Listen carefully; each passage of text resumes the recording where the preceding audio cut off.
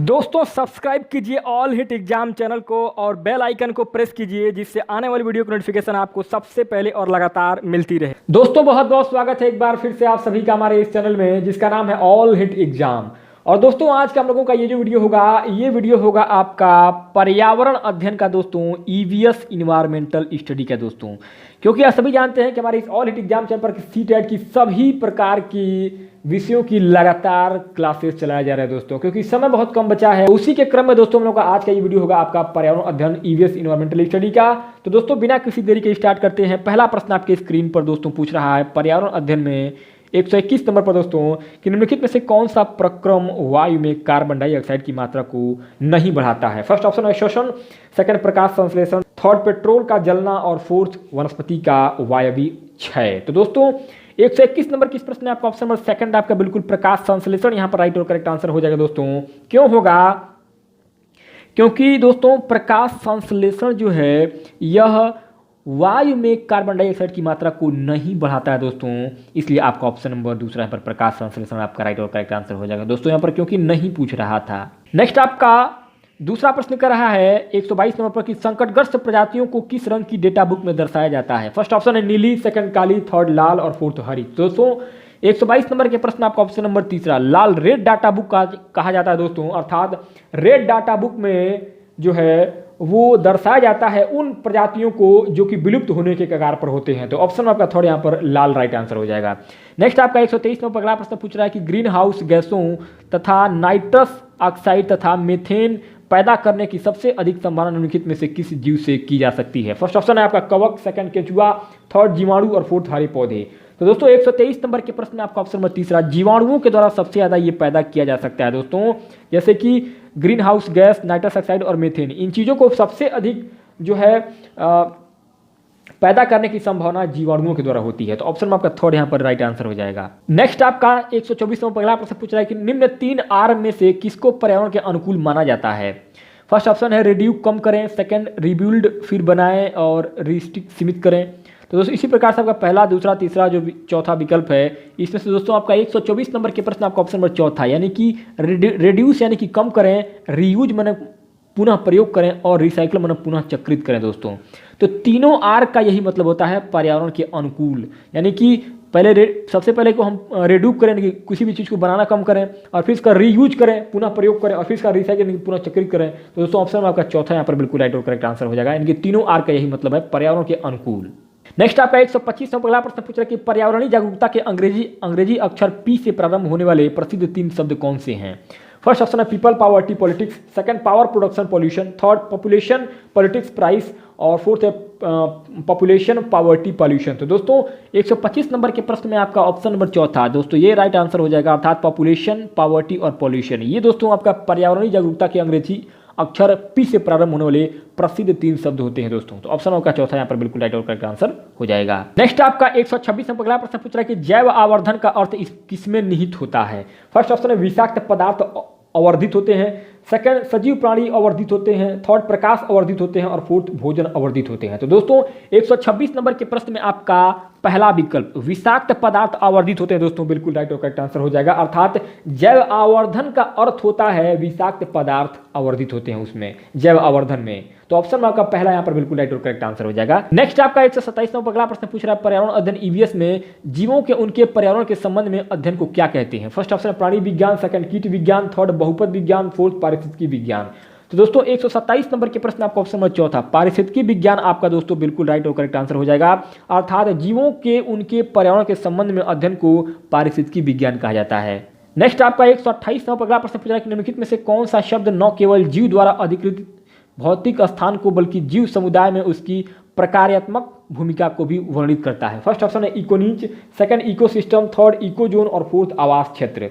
तो दोस्तों 128 नंबर के इस प्रश्न में आपका सेकंड विकल्प यानी कि इकोसिस्टम बिल्कुल राइट और करेक्ट आंसर हो जाएगा, अर्थात दोस्तों इकोसिस्टम जो है न केवल जीव के द्वारा अधिकृत भौतिक स्थान को बल्कि जीव समुदाय में उसकी प्रकार्यात्मक भूमिका को भी वर्णित करता है। इकोसिस्टम सेकंड ऑप्शन करेक्ट हो जाएगा।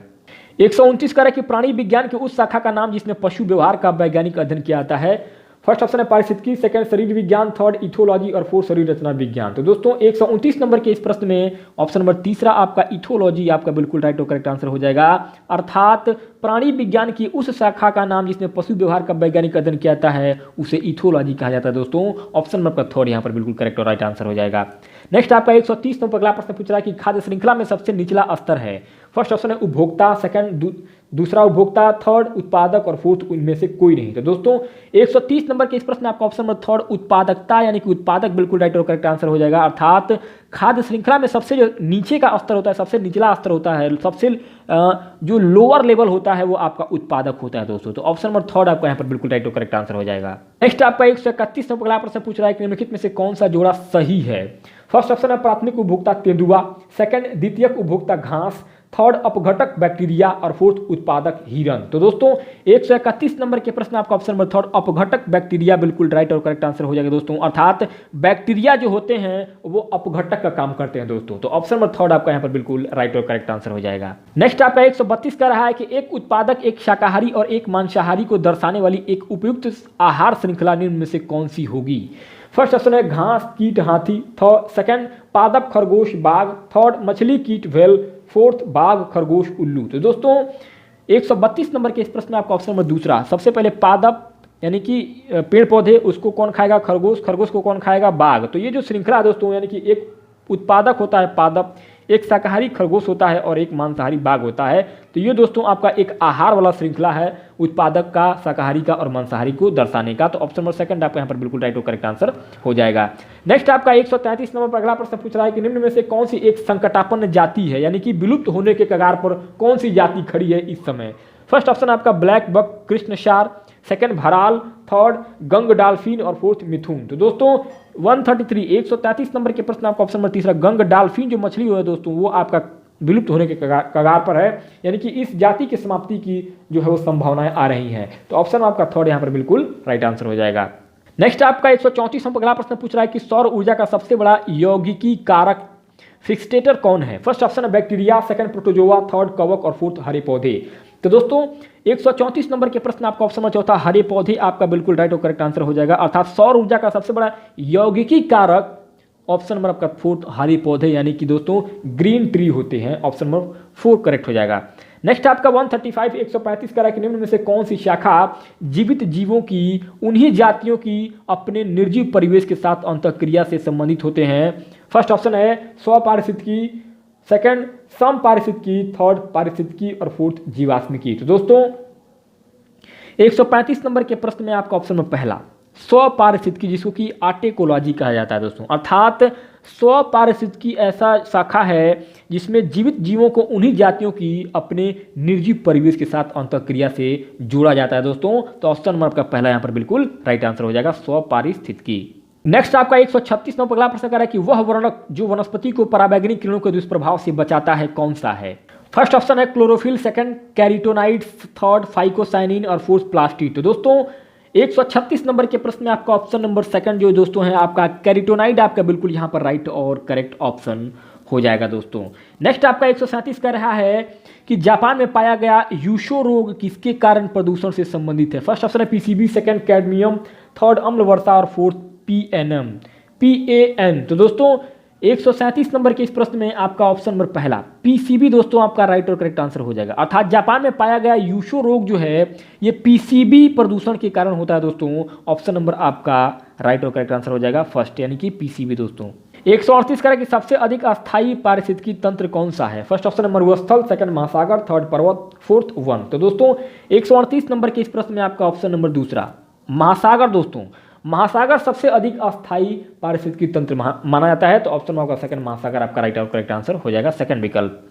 नेक्स्ट आपका 139 कह रहा है कि किस कारण से जल का भारी धातु प्रदूषण होता है।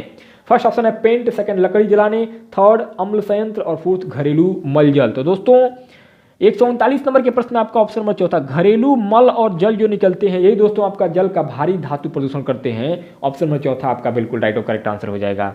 नेक्स्ट आपका 140 कह रहा है कि जलीय जीवों के जीवित रहने के लिए अपेक्षित अनुकूलतम घुली हुई ऑक्सीजन का स्तर mg प्रति लीटर में है। फर्स्ट ऑप्शन है 4, 6, सेकंड 2, 4, थर्ड 8, 10 और फोर्थ 12, 16। तो दोस्तों 140 नंबर के इस प्रश्न में आपका राइट और करेक्ट आंसर हो जाएगा ऑप्शन में पहला 4 और 6 दोस्तों, अर्थात जलीय जीवों के जीवित रहने के लिए अपेक्षित अनुकूलतम घुली हुई ऑक्सीजन का जो स्तर है वो 4 मिलीग्राम प्रति लीटर में होना चाहिए। तो ऑप्शन नंबर आपका पहला यहाँ पर बिल्कुल राइट और करेक्ट आंसर हो जाएगा। नेक्स्ट आपका 141 कह रहा है कि एक कृत्रिम पारिस्थितिकी तंत्र निरूपित किया जाता है। फर्स्ट ऑप्शन है मत्स्य पालन टंकी द्वारा, सेकंड कृषि भूमि द्वारा, थर्ड चिड़ियाघर द्वारा और फोर्थ जल जीवशाला द्वारा दोस्तों। तो ऑप्शन नंबर 4 यहाँ पर बिल्कुल राइट और करेक्ट आंसर हो जाएगा। नेक्स्ट दोस्तों आपका 142 नंबर अगला प्रश्न पूछ रहा है कि किस कारण से स्टोन कैंसर होता है। फर्स्ट ऑप्शन है अम्ल वर्षा, सेकंड विश्वव्यापी तापन, थर्ड रेडियोधर्मिता, फोर्थ जीवाणुविक क्रिया। तो दोस्तों 142 नंबर के इस प्रश्न में आपका ऑप्शन नंबर पहला अम्ल वर्षा दोस्तों बिल्कुल राइट और करेक्ट आंसर हो जाएगा, अर्थात स्टोन कैंसर दोस्तों आपका अम्ल वर्षा के कारण होता है। ऑप्शन नंबर आपका पहला यहाँ पर अम्ल वर्षा राइट और करेक्ट आंसर हो जाएगा। नेक्स्ट आपका 143 कह रहा है कि निम्न में से किसमें वाताशय नहीं होता। फर्स्ट ऑप्शन है कटहल मछली, सेकंड अस्थिल मछली, थर्ड उपास्थीम मछली और फोर्थ रजत मछली। तो दोस्तों 143 नंबर के प्रश्न में आपका ऑप्शन नंबर थर्ड उपास्थीम जो मछली होती है इसमें वाताशय नहीं होता है दोस्तों। तो ऑप्शन आपका थर्ड यहाँ पर बिल्कुल राइट और करेक्ट आंसर हो जाएगा। नेक्स्ट आपका 144 कह रहा है कि निम्नलिखित में से कौन सा जंतु स्तनपायी नहीं है। फर्स्ट ऑप्शन है गाय, सेकंड चमगादड़, थर्ड शार्क और फोर्थ चूहा। तो दोस्तों 144 नंबर के क्वेश्चन में आपका ऑप्शन नंबर थर्ड दोस्तों शार्क आपका बिल्कुल राइट और करेक्ट आंसर हो जाएगा, अर्थात इनमें शार्क जो है दोस्तों ये आपका स्तनधारी जंतु नहीं है दोस्तों। तो ऑप्शन नंबर आपका थर्ड यहाँ पर बिल्कुल राइट आंसर हो जाएगा। नेक्स्ट आपका 145 कह रहा है कि निम्नलिखित में से कौन सा जंतु पराश्रव्य ध्वनि को सुन सकता है। फर्स्ट ऑप्शन है चूहा, सेकंड गिलहरी, थर्ड बिल्ली और फोर्थ चमगादड़। तो दोस्तों 145 नंबर के इस प्रश्न में आपका ऑप्शन नंबर चौथा दोस्तों चमगादड़ एक ऐसा जंतु है जो कि स्तनधारी में आता है और ये पराश्रव्य ध्वनि को सुन सकता है दोस्तों। ऑप्शन नंबर 4 आपका राइट और करेक्ट आंसर हो जाएगा। नेक्स्ट आपका 146 कह रहा है प्राणियों के वैज्ञानिक नाम लिखने में प्रयुक्त भाषा है। फर्स्ट ऑप्शन है French, second Latin, third German और फोर्थ डच। तो दोस्तों 146 नंबर के क्वेश्चन ऑप्शन नंबर सेकंड आपका दोस्तों लैटिन आपका बिल्कुल राइट और करेक्ट आंसर हो जाएगा, अर्थात प्राणियों के वैज्ञानिक नाम लिखने में लैटिन भाषा का इस्तेमाल किया जाता है दोस्तों। ऑप्शन आपका सेकंड यहाँ पर लैटिन राइट और करेक्ट आंसर हो जाएगा। नेक्स्ट आपका 147 कह रहा है कि हरित ग्रंथियां किससे संबंधित हैं। फर्स्ट ऑप्शन है जनन, सेकंड उत्सर्जन, थर्ड श्वसन और फोर्थ पाचन। तो दोस्तों 147 नंबर के क्वेश्चन में आपका ऑप्शन नंबर सेकंड उत्सर्जन बिल्कुल राइट और करेक्ट आंसर हो जाएगा, अर्थात हरित ग्रंथियां उत्सर्जन से संबंधित होती हैं। 148 कह रहा है कि डायनासोर थे। फर्स्ट ऑप्शन है स्तनपायी जो विलुप्त हो गए, सेकंड विशाल शाकाहारी जंतु जिन्होंने हिपोपोटामस जाति को जन्म दिया, थर्ड अंडा देने वाले स्तनपायी और फोर्थ सरीसृप जो लुप्त हो गए। तो दोस्तों 148 नंबर के प्रश्न आपका ऑप्शन नंबर चौथा सरीसृप जो लुप्त हो गए दोस्तों, अर्थात डायनासोर जो थे वे सरीसृप थे जो कि विलुप्त हो गए दोस्तों। ऑप्शन नंबर आपका 4 यहाँ पर बिल्कुल राइट और करेक्ट आंसर हो जाएगा। नेक्स्ट दोस्तों 149 कह रहा है कि मच्छरों के जैविक नियंत्रण के लिए निम्नलिखित में से किसका प्रयोग किया जाता है। फर्स्ट ऑप्शन है DDT, सेकंड गम्बुसिया, थर्ड तेल और फोर्थ विलेप। तो दोस्तों 149 नंबर के प्रश्न आपका ऑप्शन नंबर फर्स्ट दोस्तों DDT आपका राइट और करेक्ट आंसर हो जाएगा दोस्तों, अर्थात मच्छरों के जैविक नियंत्रण के लिए DDT का टीका दोस्तों मतलब DDT का छिड़काव होता है जिससे मतलब मच्छर जो है वो कम लगते हैं। तो दोस्तों ऑप्शन आपका पहला यहाँ पर बिल्कुल राइट और करेक्ट आंसर हो जाएगा। नेक्स्ट दोस्तों 150 नंबर पर आखिरी प्रश्नों का आपका EVS इन्वायरमेंटल स्टडी में जीवित कोशिका में रेडियोधर्मी तत्वों को पता किस तकनीक से लगाया जा सकता है। फर्स्ट ऑप्शन है अपकेंद्रण, सेकंड वर्णलेखिकी क्रोमैटोग्राफी, थर्ड स्विकर्णी चित्रण ऑटो रेडियोग्राफी, फोर्थ उपरोक्त सभी। तो दोस्तों 150 नंबर के इस आखिरी प्रश्न में आपका राइट और करेक्ट आंसर हो जाएगा ऑप्शन नंबर थर्ड स्विकर्णी चित्रण अर्थात ऑटो रेडियोग्राफी। दोस्तों मतलब क्या है कि जीवित कोशिका में रेडियोधर्मी तत्वों का पता स्विकर्णी यानी कि ऑटो रेडियोग्राफिक तकनीक से पता लगाया जा सकता है दोस्तों। तो ऑप्शन नंबर तीसरा आपका स्विकर्णी चित्रण अर्थात ऑटो रेडियोग्राफी राइट और करेक्ट ऑप्शन हो जाएगा।